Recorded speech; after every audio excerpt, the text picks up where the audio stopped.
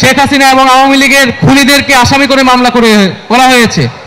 যদি এর বিচার ছাড়াই আরেকটি সরকার চলে আসে, তাহলে কি নিশ্চয়তা আছে যে আওয়ামী লীগকে আবার পুনর্বাসিত করা হবে না এই বাংলাদেশে? ফলে অবশ্যই বাংলাদেশের রাজনৈতিক দলগুলোকে, সরকারকে পরিষ্কার করতে হবে আওয়ামী লীগের ফয়সালা কি হবে। আমরা মনে করি 5ই আগস্ট বাংলাদেশের জনগণ আওয়ামী লীগের বিরুদ্ধে রায় দিয়ে দিয়েছে। বাংলাদেশে আর আওয়ামী লীগের রাজনীতি, এই ফ্যাসিস্ট রাজনীতির আর কোনো জায়গা হবে না, হবে না, হবে না।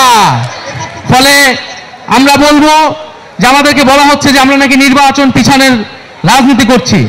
খুব পরিষ্কারভাবেই বলতে চাই, পাল্টা কথা আপনাদেরকে বলতে চাই যে আপনারা বিচার ও সংস্কার পিছানোর রাজনীতি করবেন না। বিচার ও সংস্কারের প্রতি ঐক্যমত পোষণ করুন। নির্বাচন আমরা আপনাদেরকে করে দিতে সহায়তা করব। ফলে সরকারকে বলবো দ্রুত বিচার ও সংস্কারের রোডম্যাপ ঘোষণা করতে হবে।